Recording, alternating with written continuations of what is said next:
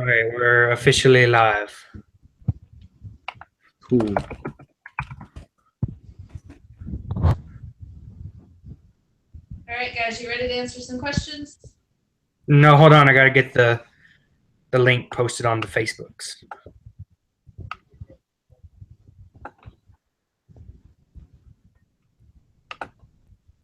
My computer was talking stupid.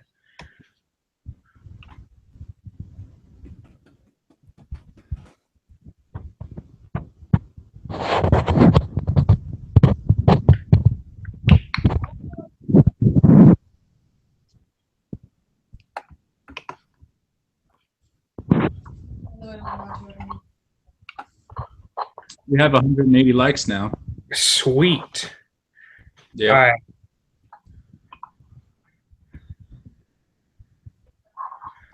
So say hello to everybody, Linux. We have 180 likes now. Hello, everyone.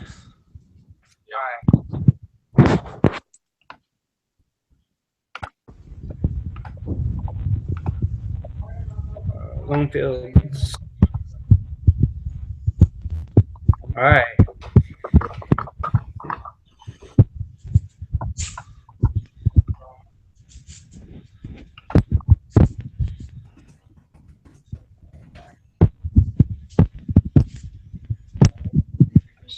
Just live right now on YouTube.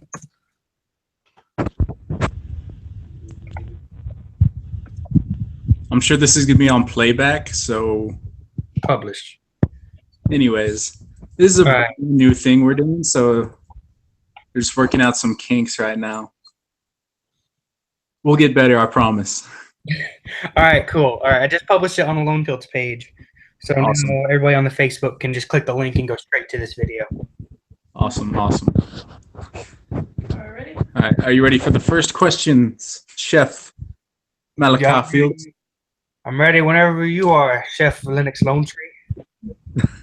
All right, this one is what seasonings are essential for the kitchen, for all kitchens? You want to go first on that one? What seasonings are essential for all kitchens? I would have to say salt and pepper. 100%. If anything, you need salt and pepper. Because without salt and pepper, everything would be super bland. 100%. I completely agree. A lot of people believe in blandness around where we live here. So it's a really big issue to make sure that you have enough seasonings to get the flavor that you want. But everybody has their own taste. Like a lot of major restaurants will have all of the seasonings that you can find in your local grocery store, whereas a lot of home cooks, like here in my home, I don't have every seasoning. There's a lot of things I don't need. I don't need coriander. I'm not going to need a whole lot of paprika, so I don't just keep it. I have small things of it, but not a lot. So essential seasonings are really whatever you like the most. Okay. I would have to agree with that. All right. All right. Second question. What is the largest cooking mistake people make without knowing? I would have to say overcooking. Overcooking 100%. Especially That's chicken. what I would. Yeah, especially chicken. People think that everything has to be burnt, especially in the South. So whenever people first start cooking or aren't, I guess, trained, a lot of people think that your food has to be black or has to be completely done through so that I don't know how to so that it is edible, but everything is edible as long as it is to a certain temp. Definitely. We officially have one other viewer, so congratulations to whoever that is. Hey. All right, I completely agree. The biggest thing with people who try to cook at home, completely overcook a lot of things, especially chicken. Another big thing around here in southern Oklahoma, Texas, Arkansas, all those places, everybody wants their beef to be overcooked, being well done. Everybody has their own tastes, but a lot of beef gets really overcooked, such as flank steak or New York strips or T-bones. A lot will get cooked all the way to well done, and you lose a lot of your flavor in beef whenever you overcook it like that. And again, it's everybody's own taste what they want. But like chicken, a lot of people feel that chicken cannot have any little strips of pink in it at all. And if they do, they freak out. They think they're going to get salmonella. They think they're going to die from it. And it's not true. You really can just have a little bit of pink in your chicken, and it's flavor. It really is. It keeps your chicken moist. It makes sure everything that you've seasoned it with comes through. So overcooking is really easy to do, and it's a major mistake. Something that if it happens in a major kitchen like ours, or even if it happens anywhere at home, it can make the food inedible. Another big problem that people have that I've noticed is that whenever they start to prepare their dish, they never really look into the directions of it. A lot of people will read their recipe, get all of their ingredients together, and then just throw it in a bowl and mix it all together. It turns out right. And that's the biggest part, is that as a cook or as a chef or a sous chef or whatever your job is, you really need to read everything first. And that's something you really learn inside of like home ec in high school or your first day on the job, is that rule number one, read everything. Read your ingredients, read your directions, make sure you know exactly what you're doing, make sure you have everything you need. Because nothing sucks more than being halfway through a dish, realizing you've already messed it up and having to start over. True. Very true. Alrighty. On to the third question. On third question. How many questions were there? There's been several. There's been a lot, so we're just going through everything. So going through the list. What is the best decorating sugar cookie recipe? What's your favorite sugar recipe? The ones that you can decorate yourself?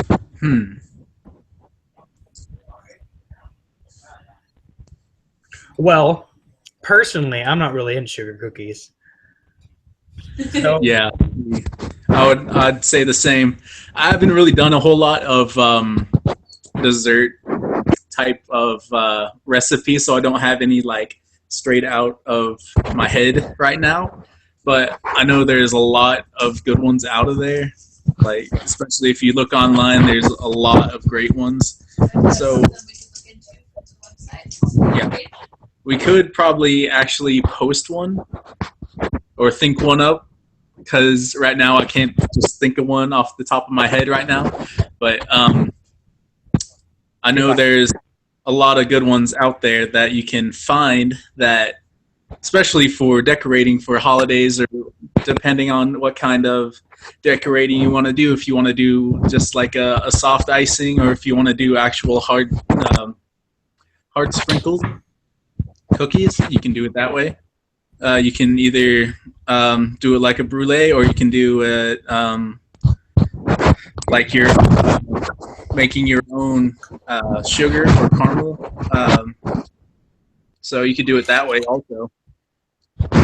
a big that I've had personally is that straight up 100%, I'm too lazy. I don't have time to try and make sure everything's getting done perfectly on time. I don't want to make my own frosting. Pudding filling mix right here. You get at Walmart. This is great value brand. Take that, slap that on a cookie. You're good to go. Like, and that's no joke. You really can. You really can just sit there and it makes something quick like this. Or if you get any of your traditional type of cake mixes, a lot of people buy these type of things.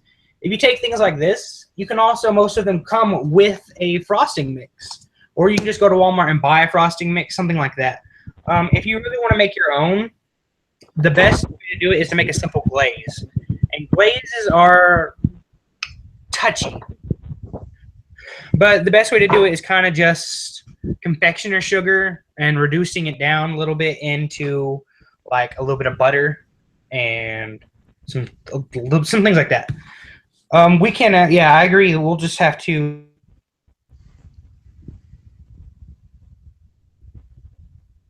We lose them.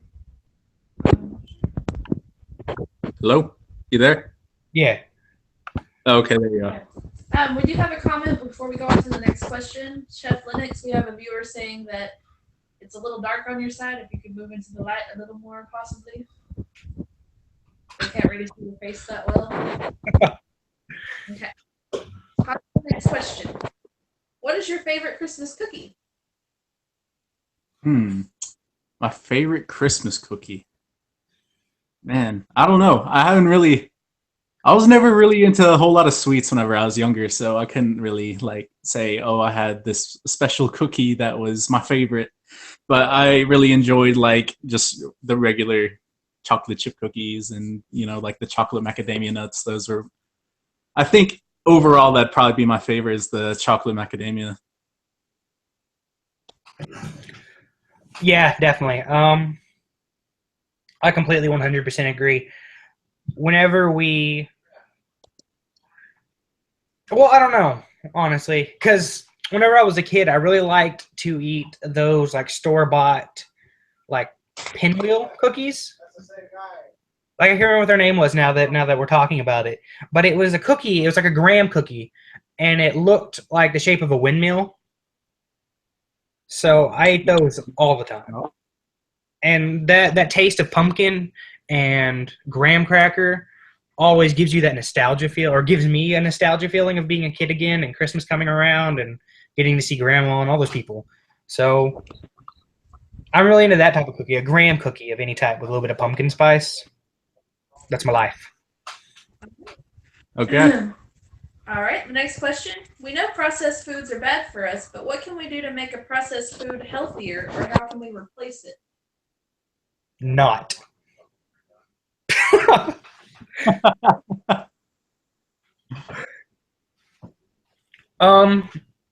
It depends on what you mean by processed food. Like with processed food, do you mean like prefab stuff like out of a can? Or do you mean like going out and buying pre-made items like from a restaurant? Because if it's from a restaurant, that's just not. Don't. Like I myself indulge in the random McDonald's trip, but it just doesn't happen. But prefab, whenever you come to like canned foods, those type of things are very hard to get right. Especially like canned green beans. They come out, they're super mushy. They're super mushy. They come out overwatered, and there's really nothing you can do to make them healthier. The best way is to drain them, wash them, remove some of the salt that sits in there, the preservative, things like that, to make sure it doesn't go bad. That's basically all I have, is really just to rinse everything you get. Depending on like if you mean things kind of like, let me see if I have any of it in here. Oh, I don't have any of it in here. Yeah, rinse all vegetables that you get, especially. Even out of the can, it doesn't hurt to rinse what you have before you cook it, depending on how you cook it. Season everything correctly. Prefab's just a really hard thing to make healthy because of everything that they put in it to make it unhealthy. That's the best I got. What do you got, Lennox? Okay. What I think about that is there's really no way to make it healthier to say, but because all the things that they put inside of these processed foods is a lot of like preservatives, a lot of like, I've even heard some things like people putting like formaldehyde and, you know, different kinds of things like that, which it's stuff that, you know, it hinders the decomposition. So that's really what all that is. And it's really bad for you. So I don't know if you know what like formaldehyde, or if there's a lot of like different things that, you know, if you ingest that kind of stuff, it's not good for your body. To make processed foods healthier for you, it's it's just ingest at all. So if you absolutely have no way to fresh foods, I'd say how Malachi was saying, you just rinse and just try to dry out your food as much as possible. So Yeah. yeah, that's all I got. That's more so important whenever it comes to meats. A lot of people buy a lot of prefabricated meats instead of cutting up their own. And that is like your pre-patted hamburgers or like your pre-cooked hamburgers or your pre-cooked bacon, things like that. A lot of that stuff, it's honestly, there's not a way to make it healthier. That stuff you have to buy fresh. And it's not, a lot of people have the complaint that it's expensive to eat healthy and to make everything fresh. And really, truly, it's not once you think about it because of the amount of stuff that you make whenever you do stuff like that. All right, next question. All right, next question. What kitchen gadget is a chef's best friend? Hold on 1 second. Okay. This one right here. If any chef is caught dead without one of these, you have no right to call yourself a real chef.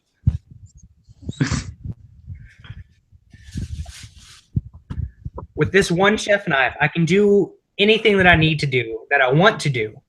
I can peel things, I can carve things, I can cut things, dice them, julienne. This can do everything for me. So there's nothing else I really need other than everything that is particular to one job. Whether I'm sauteing, I need a saute pan. If I'm broiling, I need a broil pan. But no matter where I go that I know I'm going to be cooking at, I will take this with me. And I can find a way to do everything else somehow else. But this is my most important tool. This is the best thing I have in my collection. There's no other reason for me to have anything else. Very nice. I would have to agree with you because that's really the main thing that I use is, of course, my knives, my chef knives. So not just pertain to one knife, but to all my knives because I have a whole knife kit. So I guess I would say my whole knife roll. So All right. So that has like everything that I could possibly need in the kitchen. Any kind of specialty knife, a fillet knife, a paring knife, whatever kind of. That's the kind of knife that I'll use. So yeah, I'd definitely say my knife for sure. Yeah, I completely, 100%. That's it. But even then, if you have a skill, and don't get me wrong, it's not that I do. There's just a lot of stuff I can't do. But even with a lot of those specialty knives, not everybody owns them. So at home, all you need is just this knife.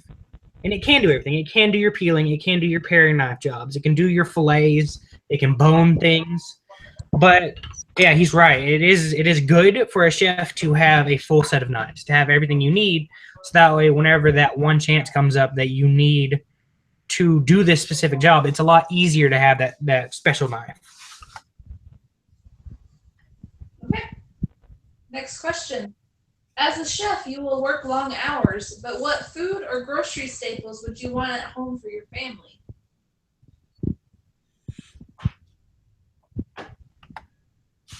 Vegetables is a big thing. It's not that it always gets done, but to have fresh vegetables on the table as much as possible is super important to the entirety of the Lonefields family, I'm sure. And a lot of meats, a lot of high proteins, a lot of beefs. I try to specifically try to stray from pork as much as I possibly could.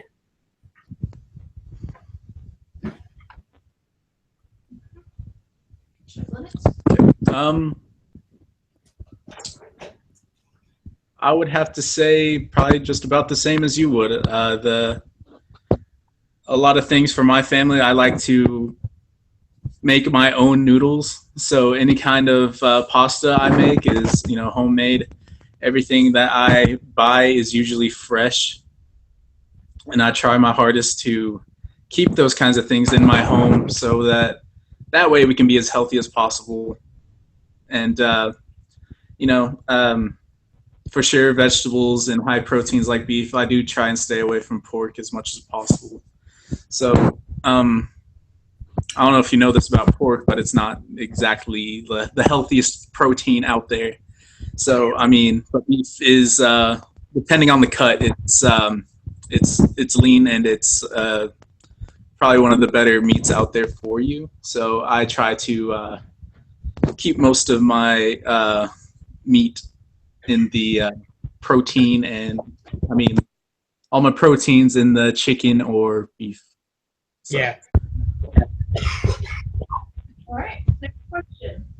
What is the bread recipe or your favorite bread recipe? Well, I do have a favorite bread recipe, but I'd have to kill someone. Or someone would kill me because it's my fried bread recipe. Family secret. So, I mean, but for my just a plain loaf, I would have to say a baguette is really my favorite kind of bread that I like to make. We'll have to post a recipe on Lonefields at some point, but I can't just throw it all out at once. I mean, I could give you a basic, but it's not going to be complete. So, yeah, I would say a baguette recipe, and you can form that either way. You can make that into a large loaf or a small loaf, or into actual baguettes. But the actual recipe, I think that's my favorite because it has a crunchy outside, and I think that's really my favorite kind of bread.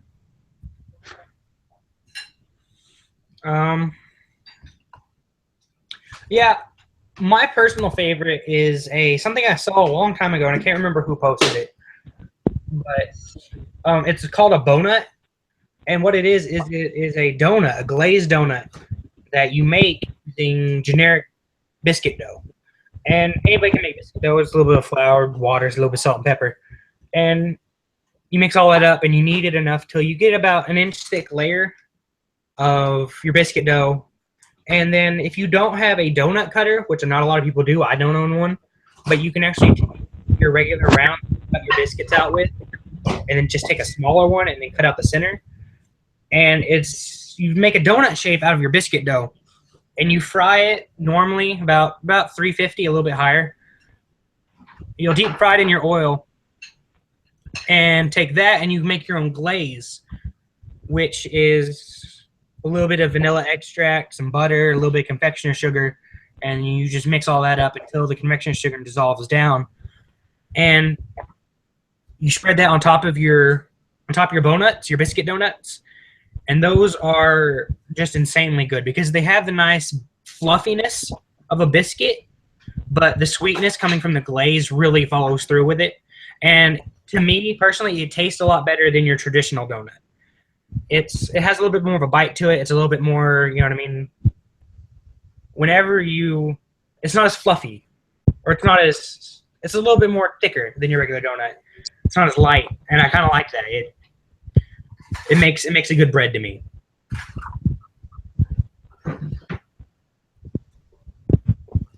That's all I got. Last question for right now. What is your preferred method of cooking a turkey? My preferred method of cooking, especially in turkeys and a lot of protein that I like to do, I actually like to smoke my turkeys. And I actually, I don't know if a lot of you people know this, but before I even started getting into cooking, my father, he owned a restaurant, his Kunu Smoke Shack, and that's where I learned how to smoke and all that kind of stuff. So my favorite method would have to be to actually smoke my turkey, and I guess it'd be kind of a wet smoke instead of like a dry rub. So that'd be my kind of my favorite method of cooking a turkey. I know there's a lot of ways to do a turkey, but like such as just oven roast or some people in the South, they even deep fry it. So, I mean, there's a lot of ways to do it. But I think for sure my favorite is to season and wet smoke my turkeys. Yeah, totally. My personal favorite has always been a quick oven roast with a light herb seasoning. Um, it's always been really simple, really easy to do at the same time, and it to me it lets it rest more. But smoking is an incredible way. I love smoked turkey. But for the holidays, I especially like to do a slow roast. That's the traditional slow roast with a nice herb seasoning. That's all I need. I'll get like an oven bag. A lot of people sell oven bags now, and that really keeps a lot of the moisture in the turkey. And then so that way, whenever you let your turkey rest, which you should always do, it really lets that moisture get absorbed better. I agree. All right, there's one more question. All right. All right. So we know you guys like to cook at the restaurant. You like to cook at work.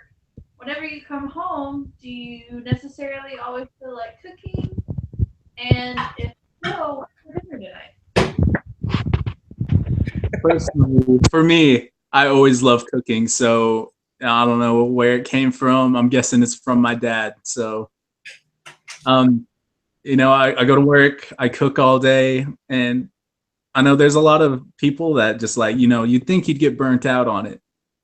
But for me personally, it's I guess I just really love my job, so it never seems like I'm actually working. So I do really like to cook whenever I come home, even though it's just me, my wife, and our little dog. But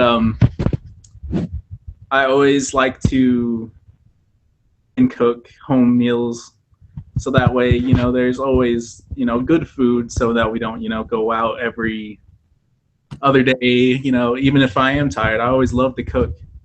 And for tonight, I'm actually making some chili as we speak.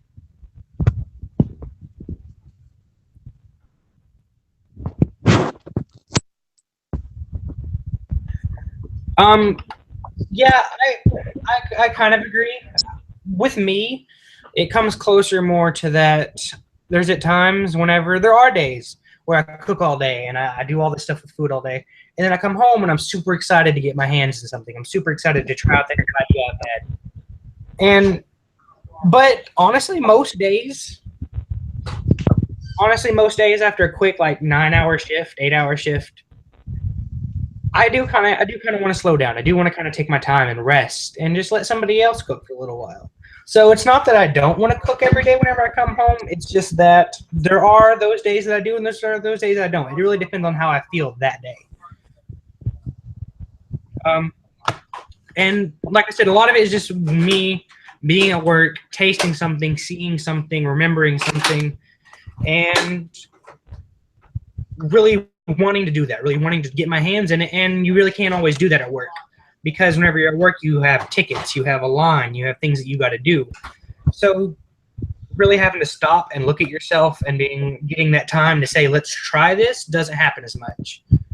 That's why another tool, going back to the other question, is this. A lot of chefs will carry their own notebook. I have 4 or 5 of these things that just have recipes. This one's actually kind of empty. It's brand new. But yeah, write down things, write down little notes, ideas that you have.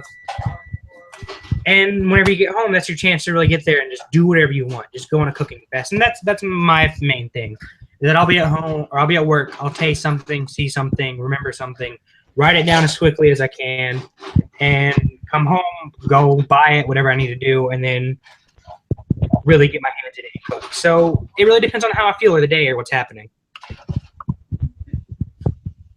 What's for dinner tonight? And what's for dinner tonight, Chef Lonefields? Haven't really decided yet. I'm actually thinking leftovers at this point.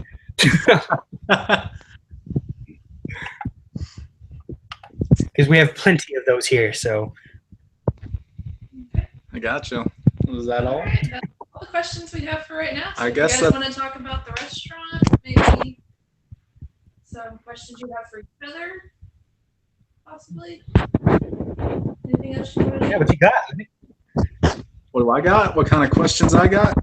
Yeah, what kind of questions do you got? Hold on, I need to grab something to drink while you talk. Okay. Anything you want to say to the viewers? Being totally unprofessional right now. It's our first run. It's okay, I think.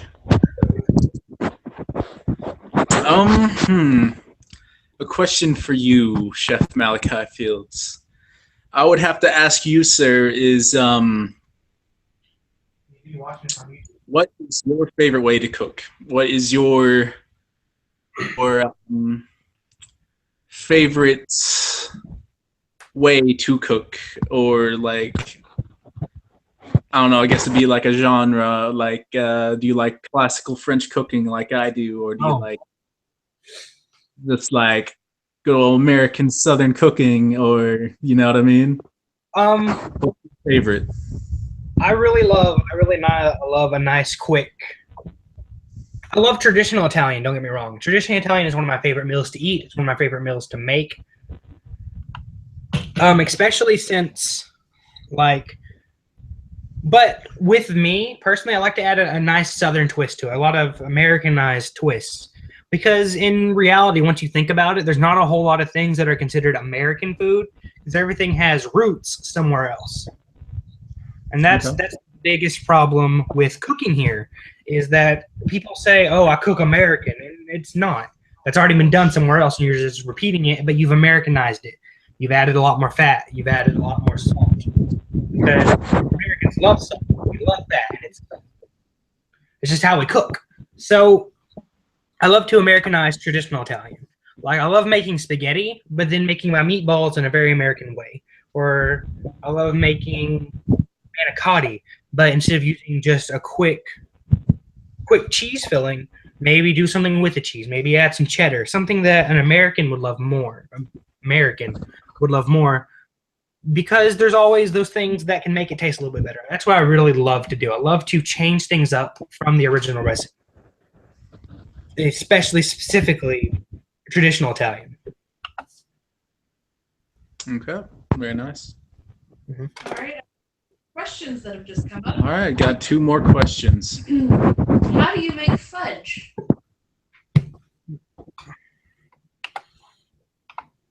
How do you make fudge? Well, just depending on what kind of fudge, there's a lot of different ways to do it.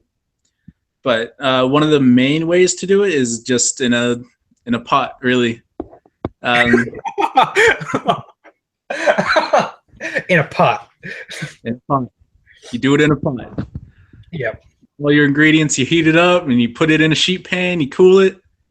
And there you go. You got some fudge. And there's also like you can actually do it in the oven, which so that way you don't have to do it in a pot and dirty more dishes, I guess, in that kind of sense. So that way you already have your wet mixture and you just put it in a sheet pan and you bake it off and then cool it, and then you got your fudge. Yes, completely 100% agree. But a really quick fudge, if you're trying to make this at home, is just take some of your chocolate chips. Like, well, you can buy unsweetened, but I personally like sweetened better. It's a lot easier than having to add your own sugar. So yeah, just take some chocolate, any type you like, throw it in with some like sweet condensed milk or any type of cream, but sweet condensed milk is 100% the best. And then like some butter or any type of fat. Butter works the best personally. Throw that in your oven or in a pot and let it melt. Hot, preferably. If you want, even if you're one of those type of home cooks, you can use a microwave. I personally don't like it. I'm not really into microwaving food, but you can do it in a pot or in a microwave. Melt all that down, throw it into like an 8x8 baking sheet, and just let it cool. Mix in some nuts if you want nuts. I don't like nuts in my fudge. But yeah, basic, simple fudge recipe. It's just chips, sweet condensed milk, and a little bit of butter. All right. And referring to the earlier question about the method of cooking a turkey, what about the brine? Good idea or no? Was that frying or brine? Brine. Brine, got it. What do you think, Malachi? Um, it's not. It's not wrong per se. Like everything all that kind of falls back to the same way of how to make certain things. It's all 100% to taste. I can't tell you whether a brine is a great idea or not because we don't have the same taste buds. We don't have the same thought processes on food. I personally am not into it. I'm not a big brine person, but I know a lot of people who can make a delicious brine, and I've tasted it, and it went great. But me personally, I'm not good at it, and I don't really like it. It's not a great way to do turkey, in my opinion. Yeah, I have to agree to it. I guess it's not a traditional way to actually do a turkey, but I mean, there's definitely ways that you can do it. Not saying that it's wrong per se, but I mean, you can absolutely try it. You can absolutely, just try it out, see how it goes. Because that's what's great about this kind of work. You can always, experiment with things and see what works, what doesn't work, because it really is just a way to expand your knowledge on this kind of thing. So, I mean, if you have a means to do it, then absolutely give it a try and, tag us in it, see how it goes. But I would absolutely say, yeah, go ahead and try it and let us know how it turns out. We'd love to find out. But once you found out how we do it, or our favorite ways of doing it, I mean, we'd love to try different ways. I mean, we're always open to new recipes and things like that. So I'd absolutely say, yeah, try it and tag us in it and, all that kind of stuff. And we might even try it ourselves. Definitely form your own opinion. That's a big thing. Quick memo on that, actually, is that we here at Lonefields have this very strong belief that anybody can cook. And that's 100% true. No matter who you are, no matter what your background is, no matter what you've done in your life, you can cook. Anybody can cook. So a lot of people feel that these recipes that we post, or they try our food and they feel like, wow, I can never make something like that. I've heard it 100 times. I could never do that. And it's definitely not true. Just because I've had the training or just because I've had the experience in making these things doesn't make me better at cooking. It doesn't make me better than Lennox. It doesn't make me better than you. Whether it was between me or a high school home ec student, we are all still the same. Cooking is cooking. Food is food. And everybody knows that. So whenever it comes to making things like that, it's really hard for me to tell you whether a brine is a great way to cook a turkey, if it's a good idea or a bad idea. It's really hard for me to tell you how to make your fudge. Because whereas I make a great fudge and I love it, you might not like it as much. You might say, oh, that was kind of ugh. So definitely, like you said, try out these recipes. Every time you see something that we make, or everything you see one of our recipes get posted, or the taco of the day, things like that, try them out. Do them for yourself. Find out what you like, because that's the secret to becoming a great chef, to becoming a great cook in general, is finding out what you like and then doing it. Okay.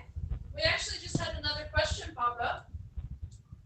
How do you feel about the farm to table aspect of cooking? Woo! Woohoo! This is actually my favorite thing to talk about. Is actually my favorite topic, and a lot of people are, I don't know, kind of turned off from it, I guess, because everything comes from the farm, and everything's fresh. And a lot of people aren't even used to that anymore, and it's kind of sad. But I personally love the farm to table aspect of all cooking, and I think that it is the best and cleanest way to possibly cook, and it's the freshest because you get everything farm fresh. That means there's no middleman. It doesn't go through a farm processing plant, anything like that. It comes straight from the farm to your restaurant, and from there you butcher it yourself, and or whatever you do with your vegetables. You can pickle it, whatever you do at your restaurant, and it is the freshest possible food that you can eat. And I love it because most the farmers around here, especially in South Austin, there's no actual farms in Austin, but surrounding areas, a lot of these farms are small, and they make a lot of money off chefs around here.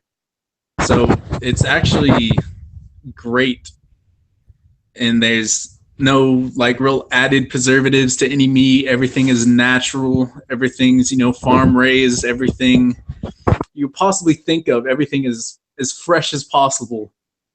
And fresh food compared to something that's been packed in a can, it's completely different, and it's just it's mind-blowing, from a farm to something out of a can. And yeah, that's my view on it. Everything is just so much better and so much healthier for you. I completely agree. It's so much. It is better. The flavor is better. Not having any of the packaging in it. But the most important thing that I believe coming from it is that whenever you do farm to table, whenever you do things like that as a kitchen, the most important thing that you get from it is the simple fact that you know what is in your food. A lot of restaurants that buy things prepackaged, pre-made, prefab, all of those places, they really don't know what's in their food, and that to me is a problem. I want to know what I'm eating. Very good. Very good. Another question come up. We got one more question. I think this is it. All right. What are the basics as far as a kitchen are concerned as essentials? So be that food, supplies, gadgets, tools, equipment, etc. The essentials of a kitchen. You are going to need, of course, a stove, a flat top, kitchen supplies such as, ladles, spoons, saute pans. There's a lot of things that go into a kitchen. There's a walk-in cooler, a walk-in freezer, a dry storage. There's a whole lot that goes into an actual kitchen that you need to take in mind whether you're designing your own kitchen or whatever you're doing. The essentials are really just if you have your bare essentials, you need a stove, a flat top, a pilot light, gas stove. You need dry storage. You need a cooler. You need a prep table. You need a walk-in freezer, and you need pretty much everything: spoons, utensils, anything that you need to operate. And I guess that would have to be your essentials, the bare essentials that you need to operate a kitchen. As far as food goes. But as far as food goes, I would have to say the essentials of actually cooking in the kitchen. whatever your dish is, you just need to have it stored in proper places, in proper temps. So I guess that's the essentials of a kitchen, I guess. Yeah, right. That's touching a lot on the restaurant aspect. You need everything. You need all of your utensils, coolers, you need your freezers, you need your cookware, things like that, and you especially need your food, whatever, and your food essentials to run your regular little restaurant. Somewhere kind of like Lonefields, or kind of like any type of sit-down restaurant that you have, or any type of meal restaurant you have, is it really falls to whatever it is you feel like you're serving. But essentially, you need all of your seasonings are very important, especially your salt and pepper, things like that we talked about earlier. And you especially even more than that need to make sure that you always have some type of vegetable, because vegetables pair with so many things, as well as they are the main part of a meal. So definitely make sure you keep your vegetables around, whether it be carrots or your celery, a lot of things like that, because they're so able to be put in everything. If I want to make a soup, I can throw all my vegetables into it. If I want to cook some meat, laying it on a bed of vegetables while it goes in the oven adds a ton of flavor. I can use my vegetables to garnish meals by shaving a carrot or celery or whatever I need. So food essentials. Have your protein, whether it be your meats, your pork, your beef, or your chicken, or some type of bean, and have your vegetables. As long as you have those two, you can make a great kitchen. But touching more on a home kitchen aspect, to hit both sides of the question, for a home kitchen, your essentials are somewhere super hot and somewhere super cold. As long as you have those two things, you're good to go. I don't care whether it is a bucket of ice water and a campfire. As long as you have both of those, your kitchen's ready to rock and roll. And all that falls through your stove and your refrigerator. As long as you have those, you're good. As long as you have somewhere to put your food and somewhere to cook your food. There you go. And then you can do it on anything. And that's the great thing about being a cook, is that we can truly cook anywhere. I can cook in my kitchen. I can cook in my kitchen at work, or I can cook outside. I can cook on a rock. I can figure out a way to make you a meal. So definitely somewhere super hot, somewhere super cold, and you're good to go. All right. Well, if there's anything you guys wanted to say to the audience, I think that wrapped up the questions. All right, I guess that's all for the questions. Is there anything you'd like to say to the people, Chef Malachi Fields? I'm going to think about it. I'm going to let you go first. Way to dodge the question. I guess I'd have to say thanks for all the support, guys. I mean, we've only been doing this for a month and a half now, and I mean, we have 180 likes already. It's crazy to think about, and we just appreciate all the support that you guys give us, even though our food doesn't look as fantastic as we hope it would sometimes, but I know you guys support us nonetheless.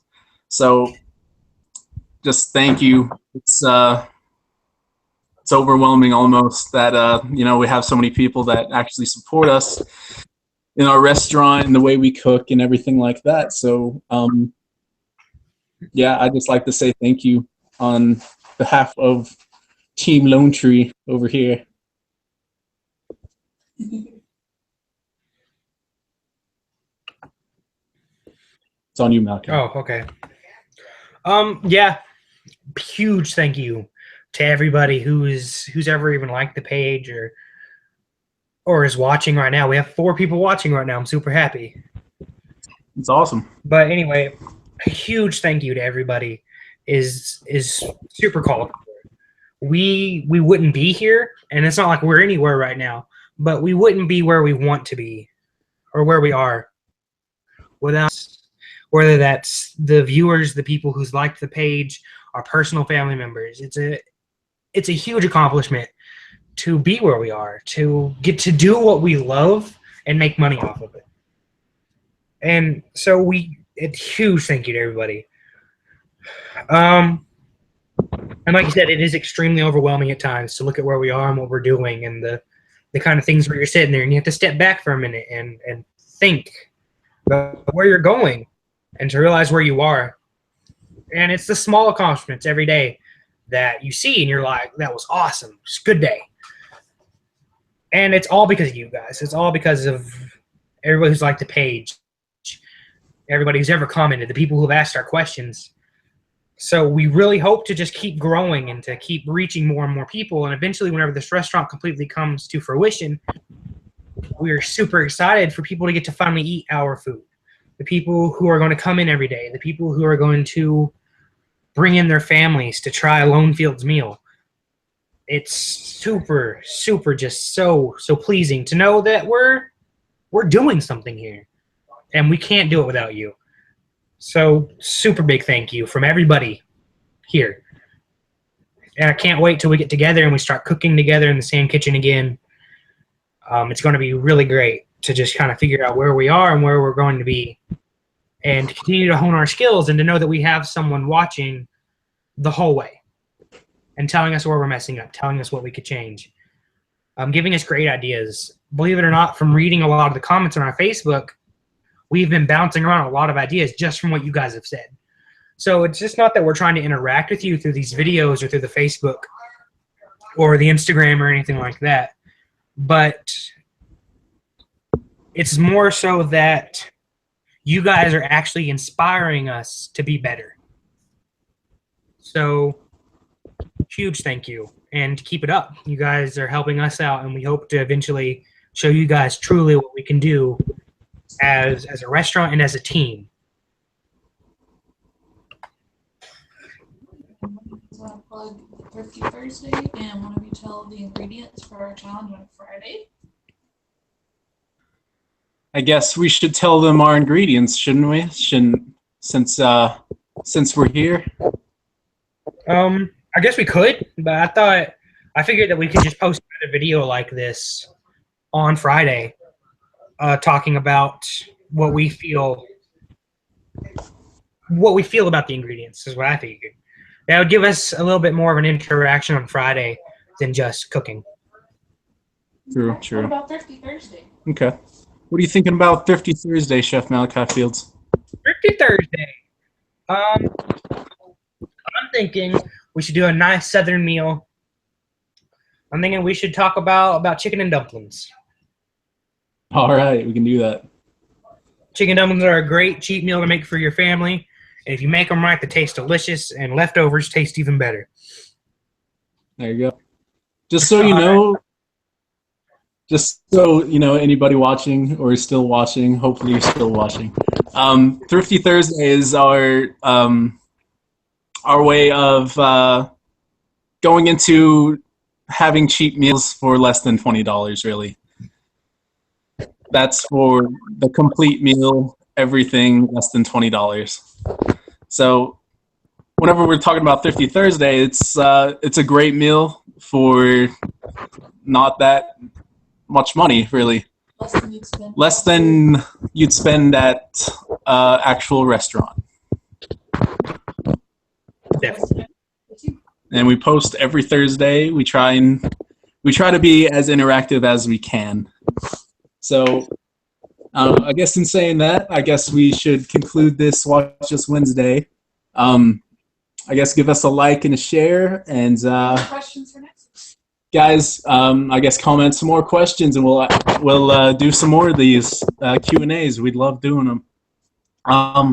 Yeah, definitely give us a like and a share, and I guess we'll see you guys in the next one.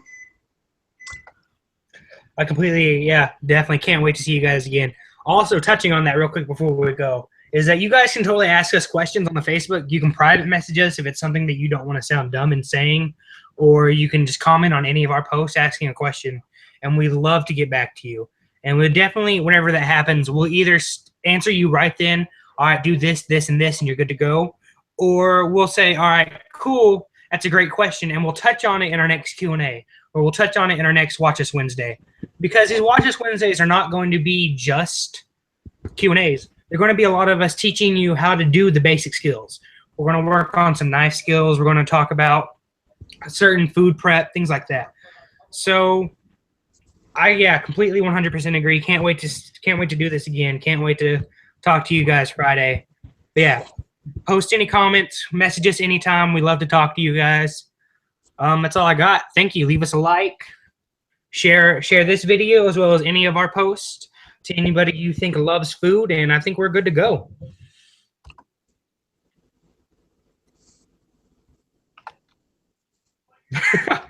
All right. See you later.